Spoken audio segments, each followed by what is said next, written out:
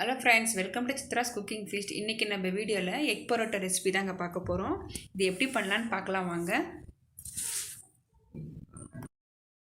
வீடியோக்குள்ளே போகிறதுக்கு முன்னாடி இது வரைக்கும் நம்ம சேனலை சப்ஸ்கிரைப் பண்ணாதவங்க சப்ஸ்கிரைப் பண்ணுங்கள். அப்படியே பக்கத்தில் இருக்கிற பெல் பட்டனை ப்ரெஸ் பண்ணுங்கள். வாங்க ஃப்ரெண்ட்ஸ், வீடியோக்குள்ளே போகலாம். பரோட்டா செய்கிறதுக்கு நான் 1/4 கிலோ அளவு மாவு எடுத்திருக்கேன். இதுக்கு தேவையான அளவுக்கு உப்பு ஆட் பண்ணிக்கலாம். 1 டேபிள் ஸ்பூன் ஆயில் ஆட் பண்ணிக்கிறேன். இப்போ ஒரு வாட்டி நல்லா மிக்ஸ் பண்ணி விட்டுடலாம். தண்ணி இதுக்கு கொஞ்சம் கொஞ்சமாக நம்ம ஆட் பண்ணிக்கலாம்.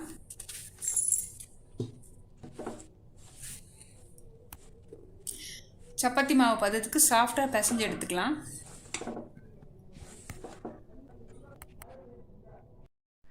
மாவு இப்போ நல்லா நான் பிசைஞ்சிட்டேன். இந்த அளவுக்கு சாஃப்டாக இருக்கணும். இதுக்கு 1 டேபிள் ஸ்பூன் ஆயில் ஆட் பண்ணிக்கிறேன். ஒரு வாட்டி நல்லா மிக்ஸ் பண்ணி விட்டுக்கலாம். இப்போ க்ளோஸ் பண்ணி ஒரு 1/2 hour நல்லா ஊறட்டும்.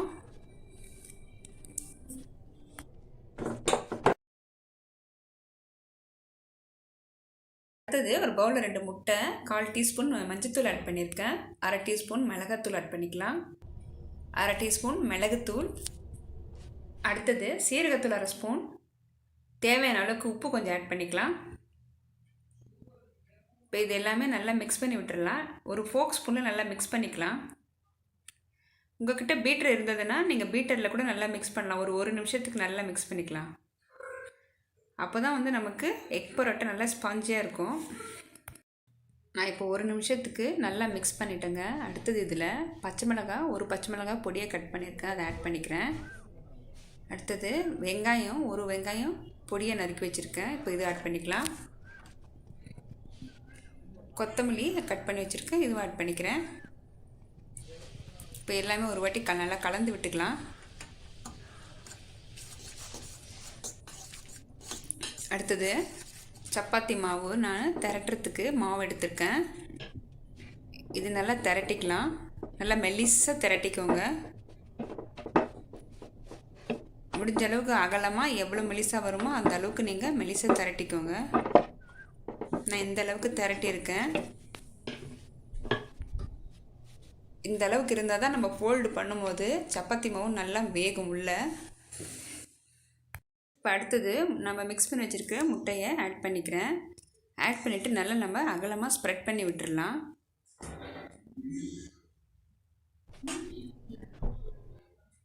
இப்போ ஃபோல்ட் பண்ணிக்கலாம். 2 சைடும் ஃபோல்ட் பண்ணிக்கலாம்.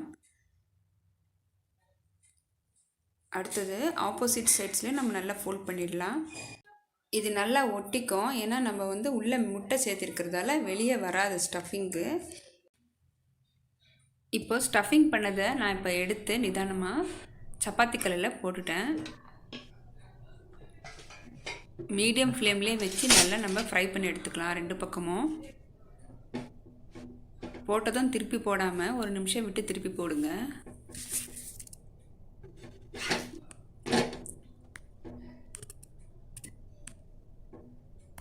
ஓரத்தை இப்படி நல்லா அழுத்தி விட்டுட்டே இருந்தால் உள்ளே இருக்கிற ஸ்டஃபிங் நல்லா குக்காகி வரும் உங்களுக்கு.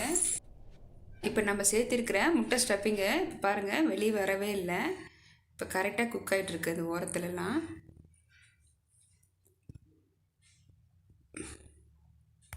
இந்த எக் பரோட்டாவை காலையில் டிஃபனாகவும் கொடுக்கலாம், ஈவினிங்கு ஸ்நாக்ஸாகவும் செஞ்சு கொடுக்கலாம். ரொம்பவே டேஸ்டியாக இருக்கும். சீக்கிரமாகவே நம்ம செஞ்சு கொடுத்துடலாம். எப்போவுமே ஒரே மாதிரி தோசை இட்லி செய்கிறதுக்கு இப்படி டிஃப்ரெண்ட்டாக செஞ்சு கொடுங்க, குழந்தைங்க விரும்பி சாப்பிடுவாங்க. இந்த ஓரம் குக் பண்ணுறதுக்கு நம்ம இந்த மாதிரி வச்சு ஒரு 2 செகண்ட்ஸ்க்கு நல்லா குக் பண்ணி எடுத்துக்கலாம். 2 பக்கமும் இதே மாதிரி குக் பண்ணி எடுத்துக்கோங்க. அப்போ தான் நல்லா உள்ள மாவு வெந்து வரும். இப்போது அடுத்த பக்கமும் நல்லா குக் பண்ணி எடுத்துக்கலாம். இப்போ ரெடி ஆகிடுச்சு பாருங்கள். நல்லா கோல்டன் ப்ரௌனாக கிறிஸ்பியாக வந்திருக்கு. இப்போ நான் இது பிளேட்டுக்கு ட்ரான்ஸ்ஃபர் பண்ணிக்கிறேன். இப்போ இது நான் கட் பண்ணி காட்டுறேங்க உங்களுக்கு. மேலே கிறிஸ்பியாக உள்ள சாஃப்டாக இருக்கும். சாப்பிட ரொம்பவே டேஸ்டியாக இருக்கும். இது அப்படியே சாப்பிட்லாம். குழந்தைங்க விருப்பப்பட்டால் நீங்கள் சாஸ் வச்சு கொடுக்கலாம். ஓகே ஃப்ரெண்ட்ஸ், நீங்களும் வீட்டில் கண்டிப்பாக ட்ரை பண்ணி பாருங்கள். அடுத்த ஒரு நல்ல ரெசிபியில் நான் உங்களை மீட் பண்ணுறேன். தேங்க்ஸ் ஃபார் வாட்சிங்.